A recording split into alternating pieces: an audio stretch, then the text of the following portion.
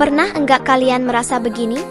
Seolah-olah kalian berdiri di tengah keramaian hidup yang bising, tapi tiba-tiba suara di kepala kalian mati total. Kosong. Sistem di tubuh rasanya sudah kalah dan cuma bergerak seperti robot. Autopilot, sunyi, dingin, tanpa semangat. Di akhir hari yang seharusnya bikin bangga, kalian malah ketemu capek yang parah banget, capek yang bukan cuma fisik. Rasa capek ini kayak kabut tebal yang melilit motivasi, mematikan semangat yang tadinya berkobar. Kalian rebahan, bergumul dengan spray, dan suara hati julid berbisik. Ah, gue ini pemalas ya? Inilah masalah yang makin hari makin dekat dengan kita, perang batin antara label, pemalas, yang gampang banget ditempelkan, dengan kenyataan kelelahan mental yang jauh lebih rumit dan menusuk. Jujur deh, siapa di antara kita yang gak pernah galau di antara dua label ini? Jadi, gimana caranya kita bedain mana yang cuma males-malesan, watak, dan mana yang sebenarnya lagi krisis energi mental yang serius? Yuk, kita bongkar. Assalamualaikum warahmatullahi wabarakatuh. Apa kabar, sahabat Nusantara? Semoga Allah selalu melimpahkan rahmat dan petunjuknya di setiap langkah juang kita di tanah air ini. Semoga hati kita selalu diberi kejernihan untuk mengenali bisikan jiwa, membedakan mana kelemahan yang harus dilawan, dan mana kelelahan mental akut yang wajib diistirahatkan. Karena percayalah, di balik setiap jeda, ada janji kekuatan baru yang menanti. Fenomena yang mau kita bahas ini, yang sering banget disamain sama malas biasa, sebenarnya adalah sindrom psikologi serius yang sering kita sebut kelelahan mental akut atau lelah jiwa. Ini bukan sekadar nggak mau gerak.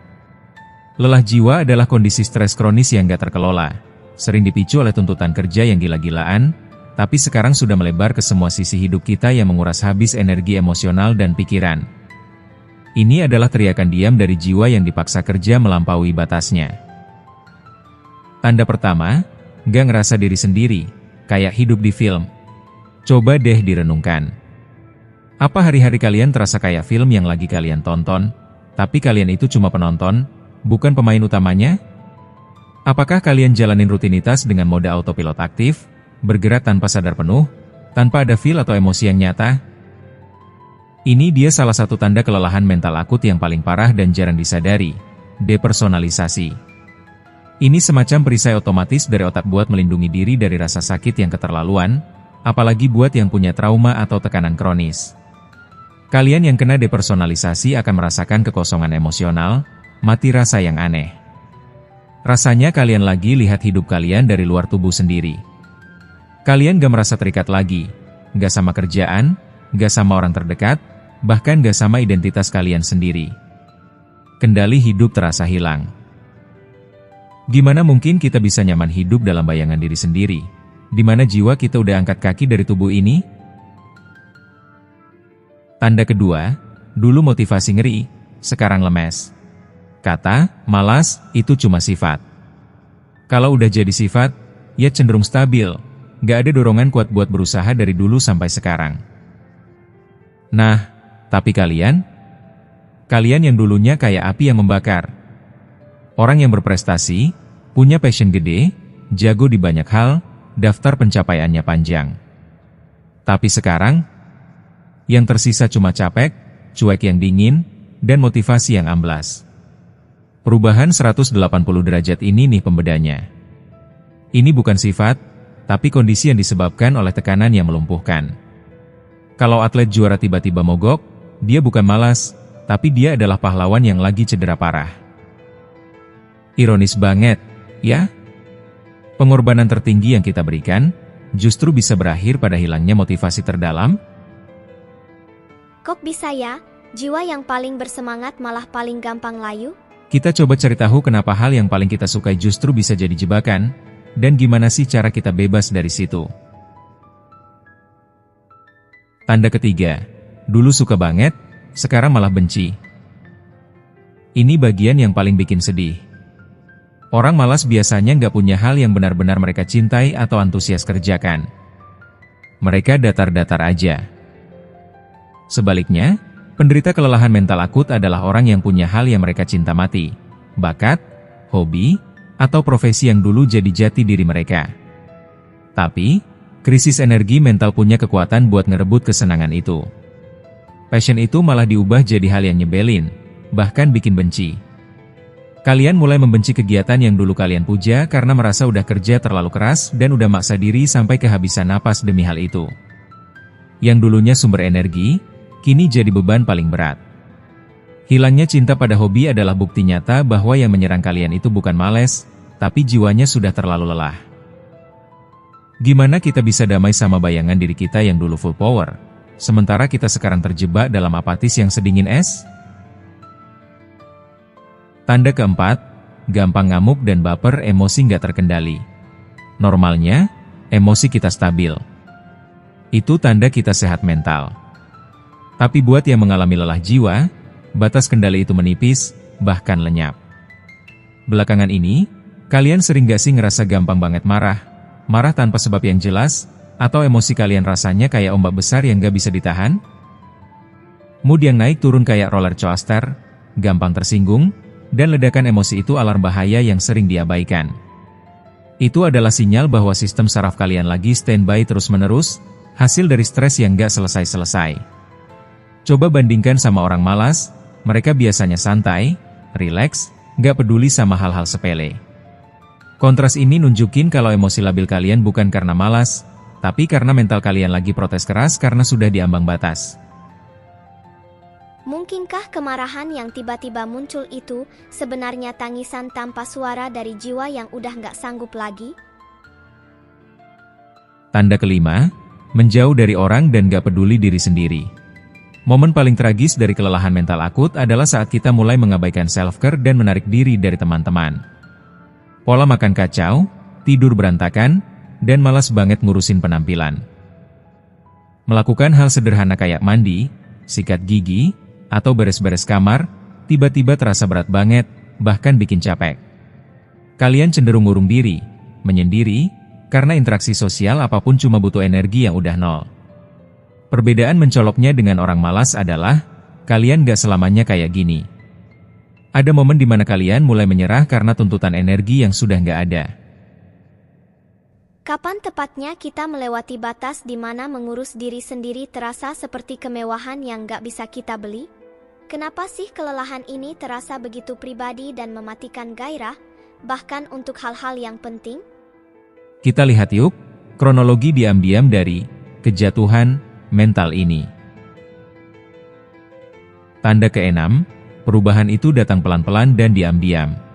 Ini mungkin hal yang paling penting yang harus kalian tahu tentang kelelahan mental akut, kondisinya itu bertahap. Semua gejala tadi, kehilangan minat, depersonalisasi, marah, dan menarik diri, nggak terjadi dalam semalam. Lelah jiwa itu proses panjang yang datang diam-diam. Riset bilang, ini berkembang dari fase semangat yang over jadi stres, lalu stresnya jadi kronis, memuncak jadi kelelahan total, dan akhirnya kelelahan itu mendarah daging jadi kebiasaan hidup yang susah diubah. Banyak orang baru sadar pas udah di fase tengah, waktu optimisme sudah mulai turun. Tapi, saat kalian sampai di fase terakhir, krisis energi mental sudah menancap dalam banget, sampai kalian rentan kena depresi dan cemas parah. Kelelahan yang mematikan ini memadamkan fungsi otak dan emosi secara sistematis. Momen yang paling ngena dan bikin emosi. Tiba-tiba, di hari yang biasa aja, kalian berdiri di depan cermin. Kalian gak ngenalin lagi orang di pantulan itu. Bukan karena fisik berubah, tapi karena tatapan mata itu kosong, hampa, tanpa percikan semangat yang kalian ingat pernah kalian punya. Kalian sentuh wajah sendiri, yang terasa cuma mati rasa. Saat itu juga, kalian sadar, dengan perasaan kaget yang menusuk jantung, bahwa jiwa kalian sudah lama pergi dari situ. Ia bersembunyi di sudut paling gelap kesadaran. Realisasi dingin ini datang. Ini sisa dari gue, setelah gue kasih semuanya. Rasa kasihan pada diri sendiri tiba-tiba membanjir, diikuti oleh kesedihan yang gak tertahankan karena kehilangan diri yang begitu besar. Penyakit ini sudah jadi identitas. Mengenali tanda-tanda yang datang merayap ini dari awal adalah satu-satunya kunci buat cari bantuan dan memulai penyembuhan secepatnya. Aneh banget ya, kenapa kejatuhan terhebat itu datangnya bukan kayak badai, tapi malah kayak tetesan air yang pelan tapi nggak berhenti-henti? Kalau 6 tanda tadi terasa banget di hati kalian, maka ini bukan waktunya nyalahin diri sendiri sebagai pemalas. Ini waktunya bertindak dengan kasih sayang dan strategi jitu. Kelelahan mental akut butuh respons yang beda dari sekadar, ayo, semangat lagi. Ini butuh kita mengubah total cara kita menjalani hidup. 1. Tata ulang prioritas, bukan cuma jadwal. Langkah pertama, ambil lagi kendali atas energi, bukan cuma atas waktu. Bikin daftar kerjaan, utamakan yang paling penting dari yang cuma mendesak. Belajar batasin pengeluaran energi mental. Dengan fokus yang lebih sempit, kalian bisa cegah energi bocor kemana-mana. Kenapa kita sering takut bilang tidak ke dunia? Padahal itu sama aja bilang ya ke diri sendiri. 2. Ngomong jujur dan terbuka. Keterbukaan adalah obat paling manjur. Ngomong terus terang sama atasan atau rekan kerja tentang beban yang kalian rasakan. Bilang kalau kalian butuh bantuan atau penyesuaian ekspektasi. Kalau bos kalian yang jadi pemicu, jangan takut ajak bicara HRD. Ingat, mencari solusi, pindah tim, ganti peran, itu adalah tindakan berani, bukan tanda lemah. 3. Turunin ekspektasi langit dan kasih hadiah ke diri sendiri. Kita sering jatuh ke lelah jiwa gara-gara standar kesempurnaan yang gak masuk akal. Ubah pola pikir itu. Jadi realistis sama apa yang bisa kalian capai. Kecemasan dan stres akan turun saat jarak antara harapan dan kenyataan makin dekat. Yang paling penting, berhenti mencaci diri sendiri. Beri apresiasi, sekecil apapun, buat usaha yang sudah kalian keluarkan. 4. Curhat ke orang yang bisa dipercaya. Kelelahan mental akut sering banget bikin kita mengisolasi diri. Cari orang terdekat yang bisa kalian percaya, pasangan, sahabat, atau keluarga, buat berbagi beban. Curhat, meskipun gak selalu dapat solusi, adalah cara ampuh buat buang emosi negatif dan ngingetin kalian kalau kalian gak sendirian. 5. Work-life balance itu penting, gak cuma omongan doang. Keseimbangan hidup itu kebutuhan, bukan kemewahan. Sediakan waktu buat santai total, lupakan kerjaan. Pergi sama teman, lanjutin lagi hobi yang sempat mati, sebagai pemulihan, bukan kewajiban, atau ambil cuti buat liburan sebentar. Jeda ini adalah upaya serius buat menjernihkan pikiran dan ngisi ulang semangat yang udah kering. 6. Ubah gaya hidup, perkuat benteng pertahanan diri. Kesehatan mental dan fisik itu satu paket, nggak bisa dipisah. Terapkan gaya hidup sehat yang fundamental, makan makanan bergizi, olahraga ringan rutin, dan utamakan tidur yang cukup dan berkualitas.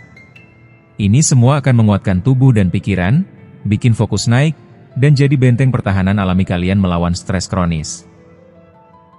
Kalau setelah semua ini, kabut kelelahan mental akut masih tebal, jangan ragu buat ambil langkah terakhir, konsultasi ke profesional mental, psikolog atau psikiater. Mereka punya peta dan alat yang tepat buat nuntun kalian keluar dari labirin kelelahan ini.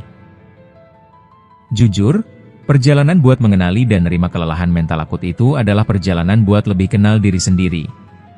Ini adalah ujian buat jiwa kita supaya mau mengakui batasnya, dan mengambil istirahat yang diperlukan. Bukan karena kita malas, tapi demi kita bisa terus hidup dengan kualitas yang baik. Jangan biarin semangat kalian yang dulunya nyala terang, padam cuma karena kalian gak mau berhenti sejenak buat merawatnya. Semoga video ini bisa bermanfaat, membuka mata, dan jadi panduan buat kalian yang lagi berjuang melawan keheningan di dalam diri. Wabillahi taufik wal hidayah. Wassalamualaikum warahmatullahi wabarakatuh. Salam penuh cinta dari kami semua, Satria Nusantara.